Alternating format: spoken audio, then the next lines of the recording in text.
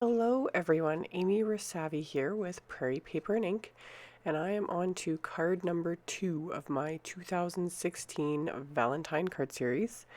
I'm finally getting a chance to use this Lawn Fawn Love You a Latte stamp set and the Love You a Latte coordinating lawn cuts.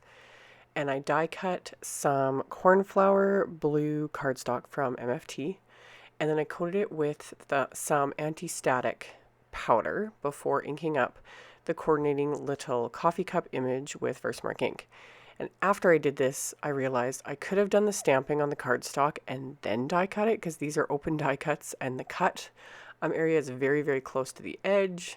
I just have a habit of always die cutting, then stamping. But with these, you totally could save yourself the finickiness of having to line things up and do all the stamping first, then run it through your machine with the coordinating die. But as usual, I'm doing things backwards. So anyway, I stamped the image with Versamark ink, and then I used detail white embossing powder to coat it over a coffee filter, because that is how I am able to get all the embossing powder back into the container. And then I heated it with my heat tool until it was melted, and then just let it sit for like 2 seconds before I rubbed my fingers on the image to remove that anti-static powder. And I used my reverse tweezers to hold the image, and I was really careful making sure that I had held the image right on the very edge so it didn't cover up any of the stamped area. And then once I was done, I grabbed one of the little smiley faces from the set, and it stamped that with the same cornflower ink as the cardstock.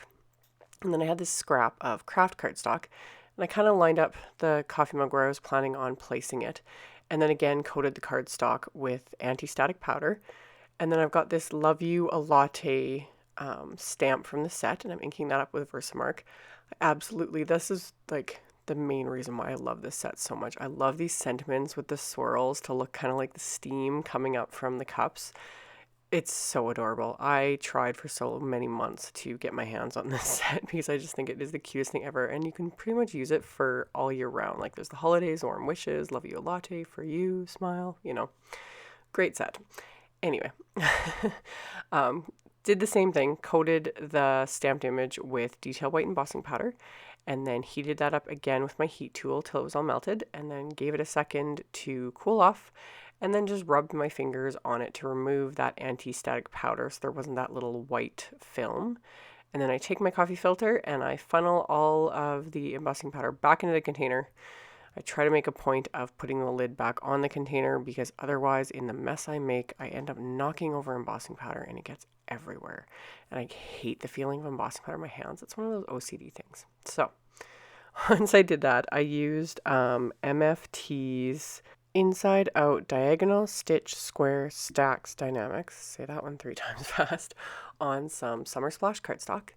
And then I trimmed down the stamped Love You a Latte craft piece until I was kind of happy with the size of it. And I was going to leave it just as is, and then I kind of went old school and ran my fingernail along all the edges. You can use tools to do this. You can use scissors if you want. It just depends on how much distressed edge you want to create. But yeah, I just used my fingernail to give it just a little bit of a distressed edge. And then I grabbed my card base, which was cut to 3.5 by 9 3/4 inches, and I'm scoring it at 4 7/8 with my Teflon bone folder, which I absolutely love. I'm making another 4-bar sized card. I kind of go in spurts with these. I generally always make A2 sized cards, which are 4 1/4 by 5.5. But then every once in a while, I like making the 4-bar size, which is 3.5 by 4 7/8. There's just something about them. And with this one, I'm going to adhere this die cut square so that the edges are hanging off. And that works fine because I can put this in an A2 sized envelope and not have to worry about it. Like it'll fit in there perfectly. So that's kind of one nice way of being able to like create a card with parts that are hanging off the edges or sticking out or a bit more dimension. And then you can just use a regular A2 sized envelope to put the card in and you're good to go.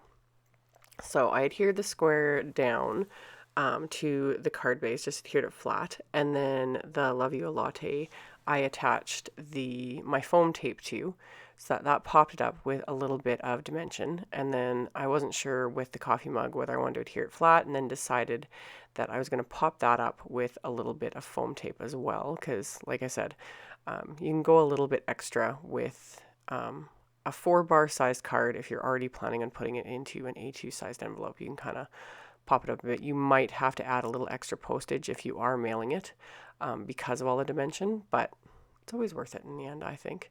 So I had some red baker's twine. This is Ladybug Doodle Twine from Doodlebug, and I wanted to add that to the front of my card. So since this is all one layer and I didn't do another layer of like a white card base like I normally do, I just take my craft knife and I cut right into the top spine there of the card. Make sure to cut all the way through. And then this way I'll be able to push the twine through so I can wrap it around vertically on the card. So I kind of push it through with my thumbnail a little bit, and then I just take my scissors and press the end of the twine through the cut I made with the scissors. So super, super easy. So pull that through. And with baker's twine, I make sure that I get the whole piece of twine all the way through. Otherwise, if you only get part of it, you're going to start unraveling and bunching up the twine, since it's at least 2 pieces, twirled together. So did that twice to get it wrapped all the way around, then trimmed off the ends, and then I'm going to just tie it in a bow. So this is again where my trusty little reverse tweezers come in so handy, especially with baker's twine, because with it being twisted, it likes to kind of go whichever way it wants. So the reverse tweezers can kind of hold it in place so that I can fiddle and get my bow the way I want it. And once I'm kind of happy with the size of the bow and everything, and again with baker's twine, you want to work with it a little bit looser before and get it the way you want it before you pull it tight, because again it likes to twist and then it makes the bow look funny. So get it the way I want it, remove the tweezers, pull it tight, and then this time I decided to leave the ends of like the tails hanging like almost the full length of the card. I just thought it was kind of cute. So I did that, and then as a final little bit, there's this tiny little heart in the set. So I inked it up with some cherry red, or wild cherry, I think it is. Wild cherry ink from MFT. And then I grabbed some bonbon sequins from Doodlebug, because, they kind of remind me of sort of the coffee color.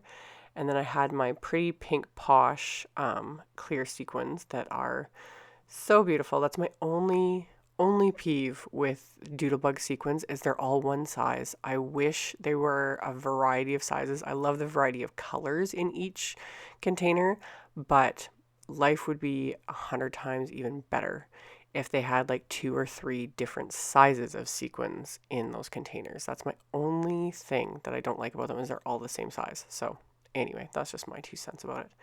So that's why I grabbed the clear ones, just to have another size to kind of break up the look. And added those, and then I adhered them with Ranger's Multi-Medium Matte with the fine tip applicator. I can just squeeze the tiniest little dab and get the sequins into place, and they're good to go.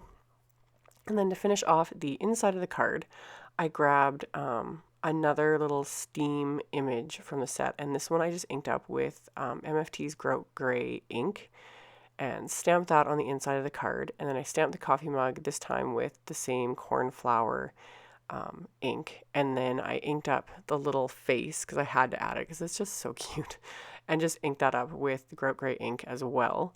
And then that little heart, I thought I would add that kind of floating above with the steam, just to give it a little something something, and that finished off the card. So if you're interested in any of the supplies I used and want to know where to get them, all that sort of stuff, you can check out the description box below the video. Links to all the supplies used will be there below, as well as a link to my blog post where I'll have the pictures of the card, the links to the supplies, as well as the link to the first card in the series.